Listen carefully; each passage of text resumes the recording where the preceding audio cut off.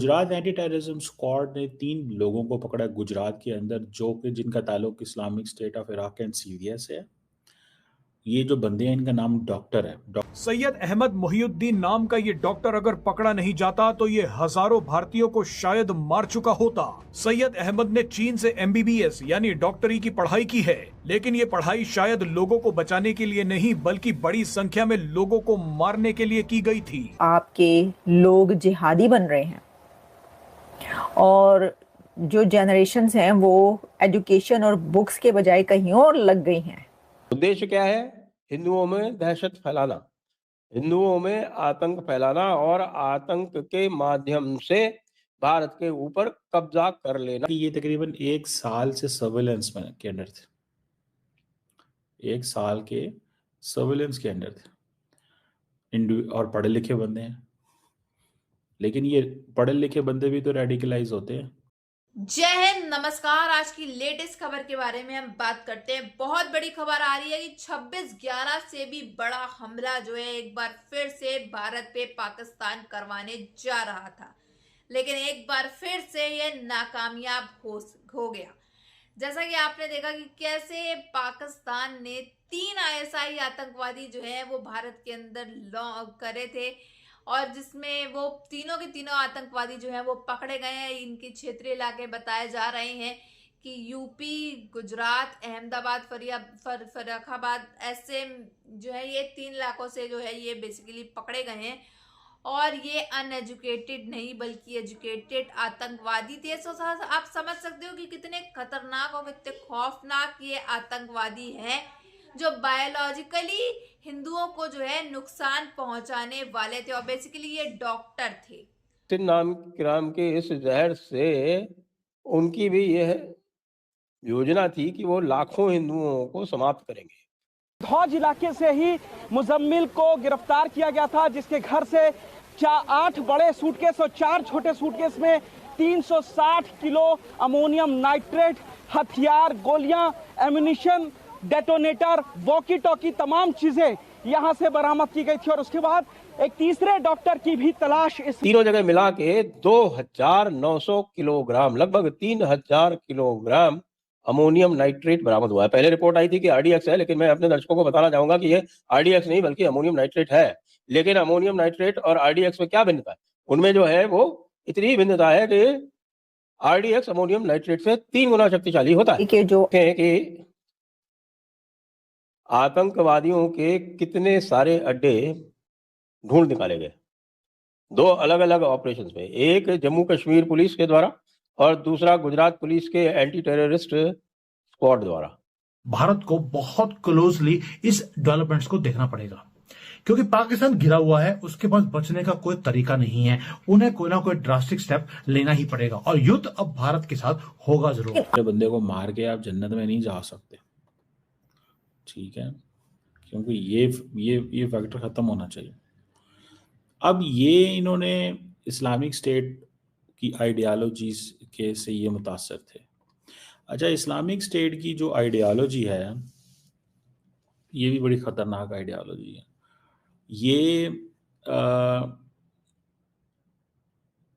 ये छोटे लोग, छोटे या तो इंडिविजुअल्स होते हैं या छोटे नेटवर्क्स होते हैं और ये ऑनलाइन भर्ती होते हैं। किया गया आतंकी मुजम्मिल फरीदाबाद की अल फलाह यूनिवर्सिटी में पढ़ाता था। ये अकेला ही वहां पर रहता था जहां से विस्फोटक बरामद हुआ। वो एरिया धौज थाना क्षेत्र में आता था। वहीं फरीदाबाद पुलिस कमिश्नर ने खुद इस पूरे ऑपरेशन की जानकारी दी। इनपुट्स मिले थे कि हैदराबाद का एक व्यक्ति अहमद मोहिउद्दीन सैयद आतंकी गतिविधियों में शामिल है, टेरर एक्टिविटीज में, और उसी सिलसिले में वो अहमदाबाद आने वाला था। तो अब जारी बात है, इंडिया के अंदर तो आम मुसलमानों के लिए स्पेस नहीं है, तो ये तो बिल्कुल ही नहीं है। मैं समझता हूँ कि दहशतगर्दी की कोई भी शक्ल हो, वो स्टेट टेररिज्म हो या दिस काइंड ऑफ टेररिज्म, उसको जितना भी कंडेम किया जाए कम है। और ये जो रेडिकलाइजेशन है, ये ऑनलाइन कंटेंट ये पढ़ते थे, सोशल मीडिया चैनल्स, ये वो आगे पीछे।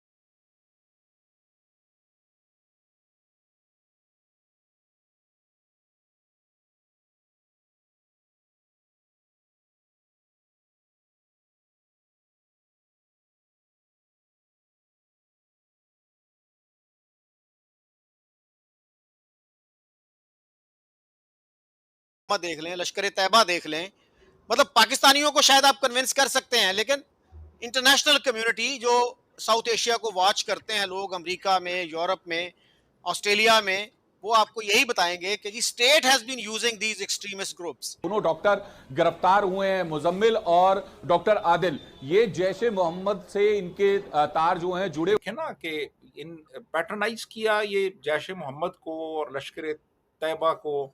सख्त से सख्त सजाएं देनी चाहिए, लेकिन दूसरा एक इकोसिस्टम भी है इंडिया के अंदर, खासतौर ये जो इंडिया के साउथ सदर्न नेशंस हैं, वहाँ पे आई थिंक केरला फाइल्स एक था ना, कोई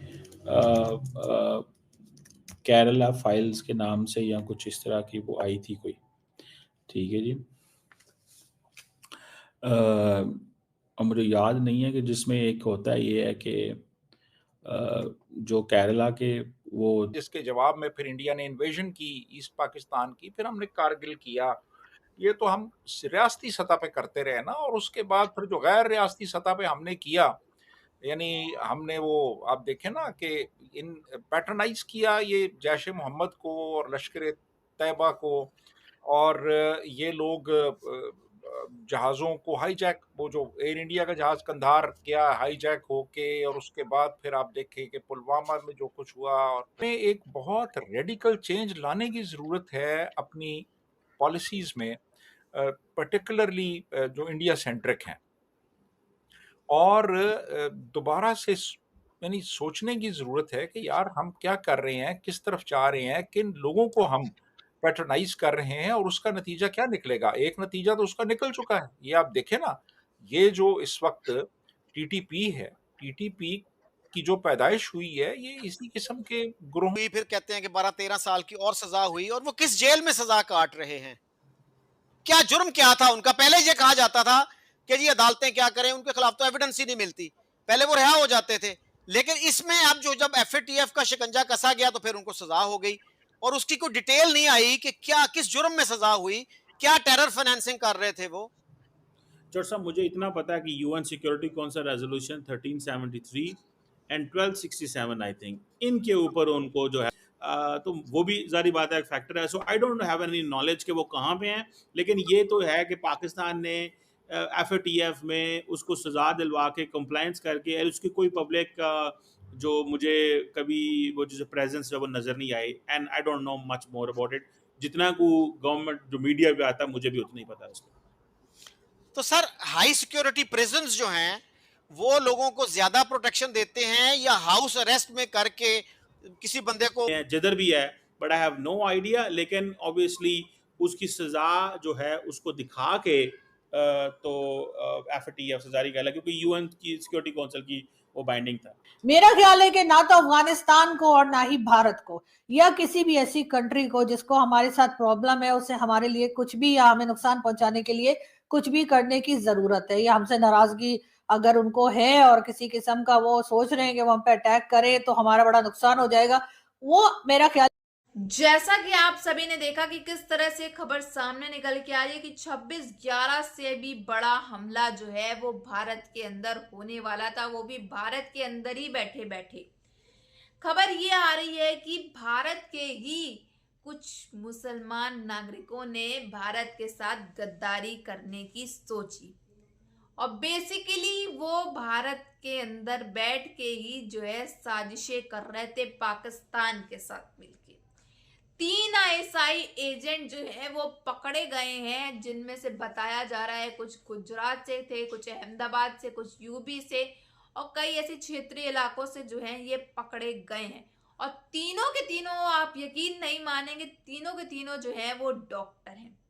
इससे आप समझ सकते हो कि अब इनकी साजिशें जो हैं, इनकी जो प्लानिंग है वो कितनी हद से ज्यादा बढ़ चुकी है।